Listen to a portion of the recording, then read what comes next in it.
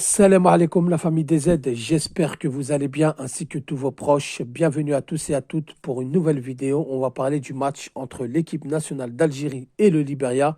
Victoire de l'équipe d'Algérie 5-1, match comptant pour la sixième et dernière journée des éliminatoires à la prochaine Coupe d'Afrique des Nations qui aura lieu au Maroc, je le rappelle, de décembre 2025 à janvier 2026. Et donc avant le coup d'envoi, comme tout le monde le sait, l'Algérie était déjà qualifiée grâce à une victoire lors de la quatrième journée au Togo, 1-0 au stade de Kégué, après avoir emporté 5-1 à l'aller. Donc l'Algérie était déjà qualifiée, le Libéria déjà éliminé, mais un match reste toujours un match se prépare, un match se joue pour se gagner. Donc les amis, l'Algérie est premier du classement avec 16 points, invaincu lors de ces éliminatoires. Seulement 2 buts encaissés. Donc défensivement, on peut dire que ça va, même s'il y a encore beaucoup de choses à voir. De toute façon, on fera un bilan sur les deux matchs, sur ce stage, parce qu'il y a beaucoup de choses à dire. Et donc là, on va juste débriefer ce match qui était pour moi laborieux et un peu catastrophique jusqu'à l'arrivée des remplaçants. Donc Mendy qui égalise à la 20e minute de jeu après que Doué, le joueur du Victoria Plzen, ouvre le score à la 6e minute de jeu. Marez qui donne l'avantage à l'Algérie à la 29e. Boundiah à la 64e. Gouiri à la 74e. Et enfin, Amoura, le petit foufoulé du Wolfsburg, qui donne définitivement la victoire 5-1 à la 95e dans le temps additionnel.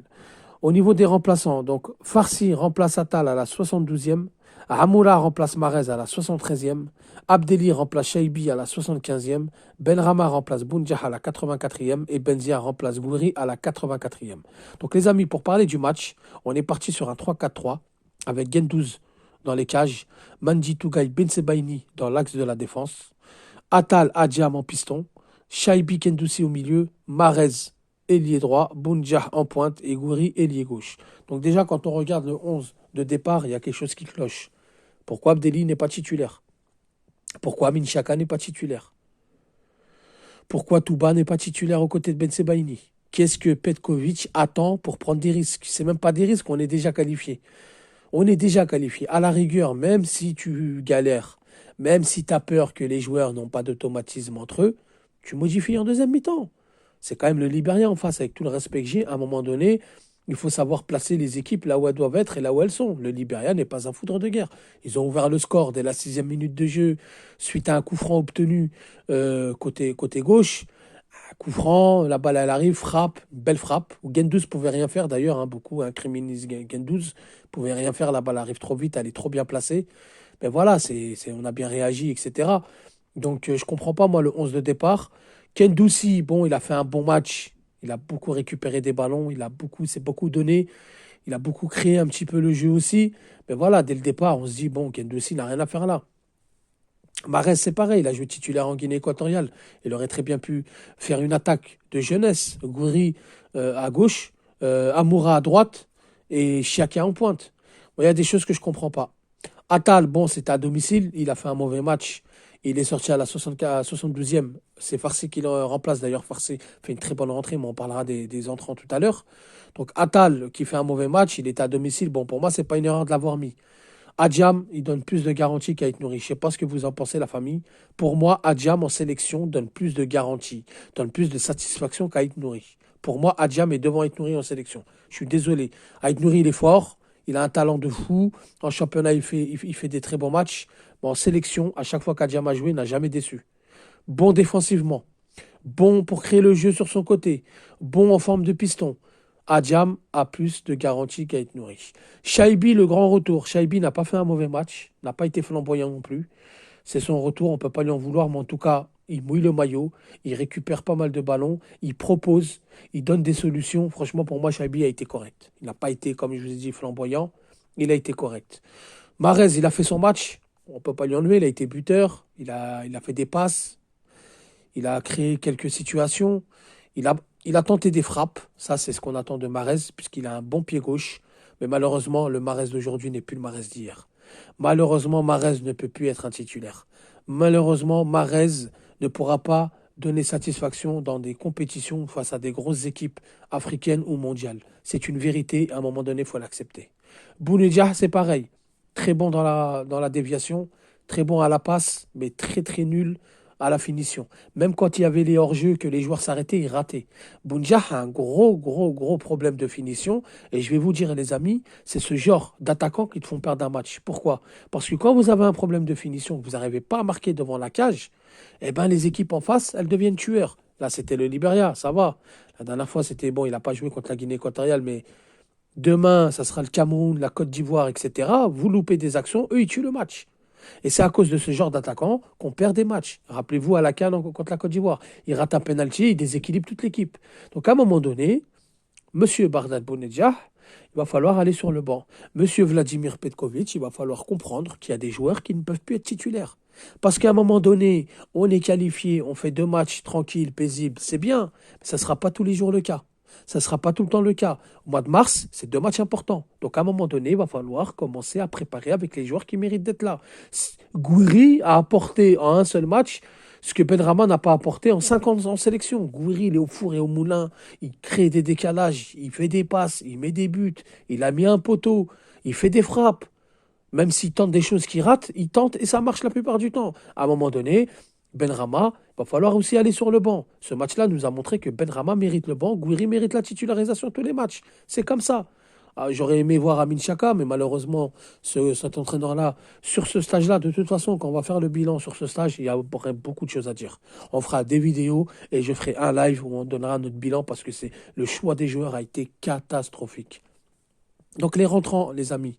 Avant de parler des rentrants, pardon, dans le jeu, les amis, bon, je peux pas trop parler du jeu puisqu'on était déjà qualifiés. On voit que les joueurs, et ça par contre, je peux pas leur en vouloir, on peut pas leur en vouloir.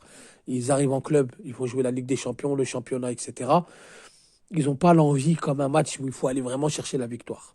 C'est tout à fait normal, les amis. Il ne faut pas commencer à dire oh, on a mal joué, on n'a pas été assez rapide, on n'a pas. C'est normal, les joueurs se préservent, on est déjà qualifié, ça ne sert à rien de jouer à 200 à l'heure si c'est pour se blesser. Après, une fois que vous êtes blessé, vous arrivez en club et selon la nature de la blessure, on vous dit vous en avez pour 3 semaines, un mois, vous perdez votre place en club. Donc à un moment donné, bon, tu es déjà qualifié.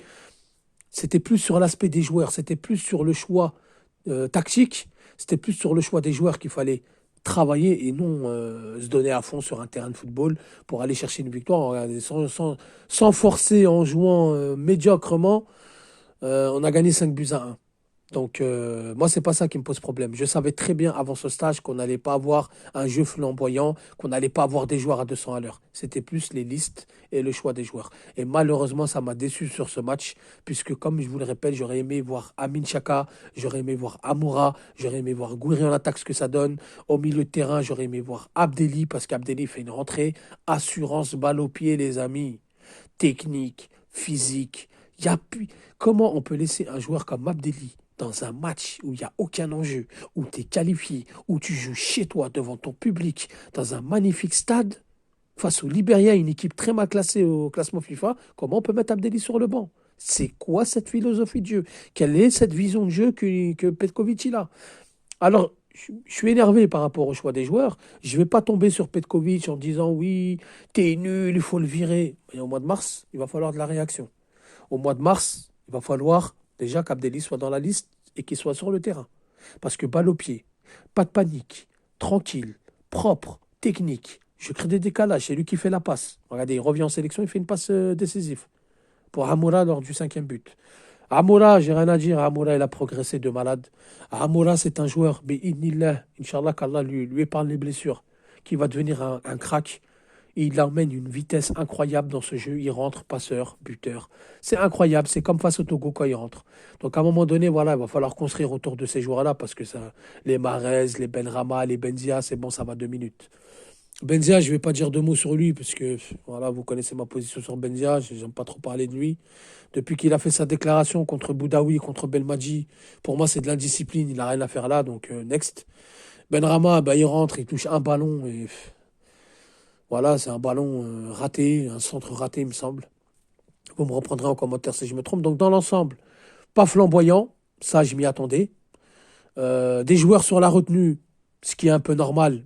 Il faut pas non plus leur demander de jouer à fond et risquer de se blesser.